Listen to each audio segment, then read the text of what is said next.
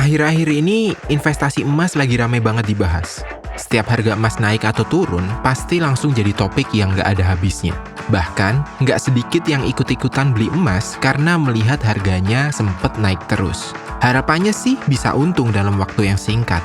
Tapi, begitu harga emas mulai terjun kayak sekarang ini, banyak yang bingung harus tetap disimpan atau langsung dijual aja karena khawatir bakal tambah rugi. Padahal emas bukan satu-satunya pilihan investasi. Ada banyak jenis investasi yang bisa dipilih, mulai dari yang konvensional sampai yang lebih modern. Salah satu yang bisa dipertimbangkan selain berinvestasi emas adalah reksadana pasar uang atau RDPU. Tapi, kalau mau memutuskan berinvestasi di mana, kamu perlu tahu profil risikomu. Apakah kamu termasuk tipe yang berani mengambil resiko demi mengejar keuntungan yang lebih besar? Atau justru lebih nyaman dengan investasi yang pergerakannya cenderung stabil? Di video ini, kita akan ngebahas apa itu reksadana pasar uang. Apakah RDPU ini investasi yang tepat sesuai dengan profil resikomu? Simulasi membeli RDPU dan juga cara membelinya. Sebelum lanjut, jangan lupa like video ini, beri komentar tentang pendapatmu, share video ini ke orang yang kamu rasa perlu tahu informasi ini, dan subscribe channel Baiklah supaya kamu nggak ketinggalan pembahasan menarik kayak gini.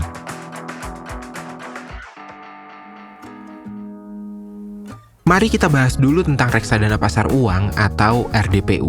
RDPU merupakan salah satu instrumen investasi yang cocok untuk pemula karena resikonya relatif rendah. Kalau beli emas, kamu tahu apa yang kamu beli, yaitu emas. Tapi kalau beli RDPU, kamu nggak lagi beli suatu barang tertentu. Tapi kamu menitipkan uang kepada manajer investasi buat dikelola. Jadi, cara kerja reksadana ini adalah dana dari banyak investor tuh dikumpulin. Lalu, dikelola oleh manajer investasi dan diinvestasikan ke instrumen pasar uang yang relatif stabil. Dana yang dikelola manajer investasi biasanya ditempatkan pada instrumen pasar uang, kayak deposito bank, sertifikat Bank Indonesia atau SBI, atau surat utang yang jatuh temponya kurang dari 1 tahun. Nah, sebagai bukti bahwa kamu ikut memiliki sebagian dari dana yang dikelola tersebut, kamu akan mendapatkan unit penyertaan. Semakin banyak unit penyertaan yang kamu miliki, semakin besar pula porsi kepemilikanmu di dalam reksadana tersebut. Biar lebih gampang dipahami, aku kasih contoh ya. Misalnya, kamu milih investasi di RDPU yang harga 1 unit penyertaannya 2.000. Kalau kamu investasinya 1 juta, berarti kamu punya 500 unit penyertaan. Nah, misalnya beberapa waktu kemudian, nilai per unit penyertaannya naik jadi 2.050. Karena kamu masih punya 500 unit, maka investasimu jadi 500 kali 2.050, yaitu jadi 1.025.000. Jadi yang bertambah bukan jumlah unit penyertaannya, melainkan nilai dari setiap unit tersebut.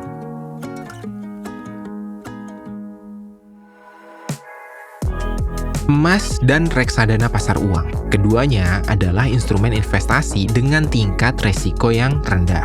Seperti namanya, resiko rendah. Artinya, investasi ini tuh memiliki resiko kehilangan modal yang tergolong kecil dan tetap bisa memperoleh keuntungan. Walaupun begitu, bukan berarti investasi yang resikonya rendah ini sama sekali nggak beresiko. Karena harga emas bisa mengalami koreksi, dan reksadana pasar uang juga bisa mengalami drawdown atau penurunan. Emas dan reksadana pasar uang memang sama-sama berada dalam kategori low risk. Tapi, bagaimana dengan return-nya? Dalam 5 tahun terakhir, harga emas mengalami kenaikan dan koreksi beberapa kali. Kalau berdasarkan grafik ini, nilai emas dari tahun 2021 menuju 2024 naik dan turun dengan stabil.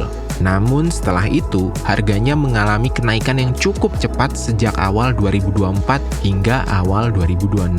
Tapi nilai koreksi harga emas dalam 1 tahun terakhir ini tuh sangat besar juga. Secara keseluruhan, return emas itu tuh mencapai 177,58% dalam 5 tahun. Kalau reksadana pasar uang, coba kita ambil contoh dari RDPU Majoris Pasar Uang Syariah Indonesia. Dalam 5 tahun terakhir, grafiknya naiknya stabil. Returnnya sebesar 25,47% dalam kurun waktu tersebut. Walaupun persentasenya kecil daripada emas, tapi grafiknya mengalami kenaikan yang stabil. Berbeda dengan emas yang kenaikannya stabil, namun 2 tahun terakhir ini naik drastis dan mulai turun kembali. Setelah kamu tahu return kedua instrumen ini berbeda, gimana pendapatmu? Apakah kamu ngerasa emas itu adalah instrumen investasi yang paling tepat untuk dipilih? Atau malah RDPU karena kenaikannya yang selalu stabil? Sebenarnya, instrumen investasi yang tepat bukan ditentukan dari return terbesar, tapi dilihat dari apakah karakter investasinya sesuai dengan kebutuhan dan profil risikomu. Sebenarnya, siapa sih yang paling cocok untuk investasi di RDPU?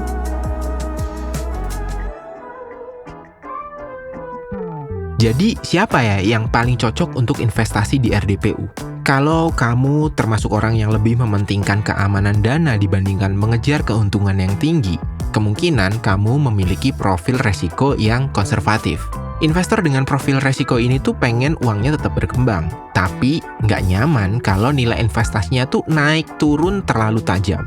Nah, karena itulah RDPU sering jadi pilihan yang cocok. Resikonya relatif rendah dan pergerakan nilainya cenderung lebih stabil dibandingkan banyak instrumen investasi lainnya.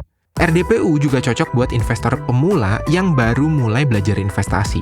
Soalnya kamu nggak perlu nyiapin modal yang gede. Di beberapa aplikasi investasi, kamu bahkan udah bisa mulai dengan puluhan ribu rupiah. Selain itu, RDPU juga sering dimanfaatkan sebagai tempat menyimpan dana darurat. Kenapa ini cocok? Karena RDPU punya likuiditas yang tinggi. Jadi, dana yang kamu investasikan relatif mudah dicairin saat dibutuhin. Kalau dibandingin sama emas, memang emas juga bisa dijual kapan aja. Tapi emas punya spread, yaitu selisih antara harga beli dan harga buyback. Jadi, kalau kamu terpaksa menjual emas dalam waktu dekat, hasil penjualannya bisa lebih rendah karena adanya selisih harga itu. Kalau tujuanmu pengen dapetin hasil investasi yang lebih optimal, kamu juga bisa membeli RDPU secara rutin ya. Coba kita simulasiin kalau kamu beli RDPU majoris pasar uang syariah di Bibit sejak 1 tahun yang lalu. Misalnya, setiap bulan kamu investasi sebanyak 1 juta. Selama 12 bulan, total dana yang kamu setorin adalah 12 juta rupiah. Nah, berdasarkan simulasi yang ditampilkan di aplikasi Bibit, nilai investasimu diperkirakan jadi Rp12.235.452 setelah 1 tahun. Artinya, selain berhasil menyisihkan uang secara rutin setiap bulan, kamu juga berpotensi memperoleh imbal hasil sekitar Rp235.000 dalam 1 tahun. Memang ya jumlahnya mungkin nggak sebesar instrumen investasi yang resikonya jauh lebih tinggi. Tapi perlu diingat bahwa RDPU memang dirancang untuk menawarkan pertumbuhan yang lebih stabil dengan risiko yang relatif rendah. Cara ini juga bisa lebih menguntungkan dibandingkan menunggu sampai punya 12 juta rupiah baru mulai investasi. Selama kamu masih mengumpulkan uang, dana tersebut belum mendapatkan potensi imbal hasil dari investasi. Sebaliknya, dengan menyisihkan uang secara rutin setiap bulan ke RDPU, setiap setoran memiliki kesempatan untuk mulai bertumbuh sejak pertama kali diinvestasiin. Ibaratnya seperti mengisi sebuah ember dengan segelas air setiap hari. Awalnya mungkin terlihat sedikit, tapi kalau dilakukan secara konsisten, lama-lama ember itu juga akan penuh. Nah, investasi itu kayak gitu. Semakin konsisten kamu berinvestasi, semakin besar pula peluang dana yang kamu kumpulin untuk terus bertumbuh seiring dengan waktu.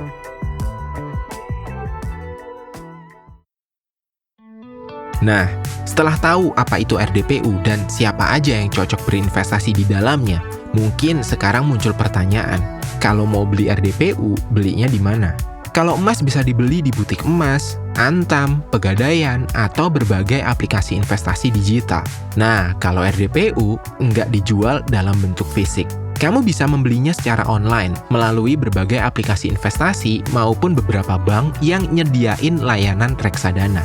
Sebelum lanjut, aku ingin negasin ya kalau penyebutan aplikasi-aplikasi ini tuh bukan bentuk sponsor atau promosi mereka ke kita.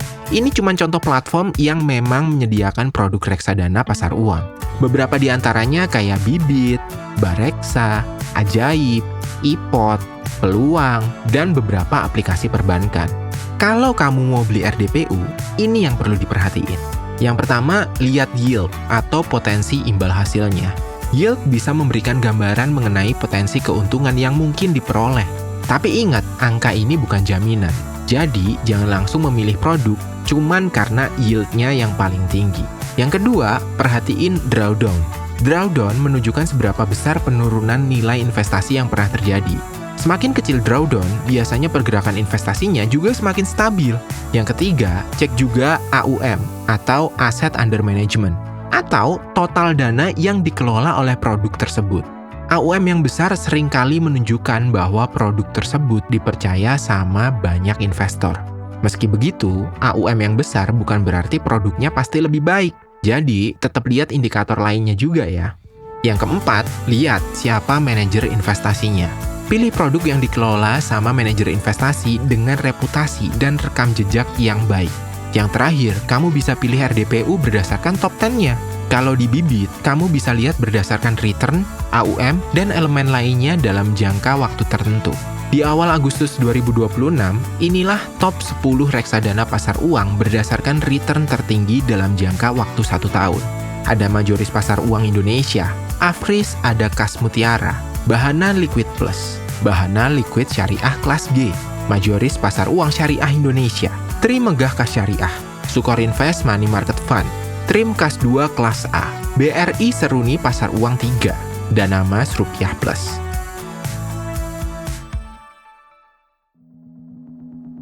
Oke, jadi sebenarnya apakah kamu cocok berinvestasi RDPU?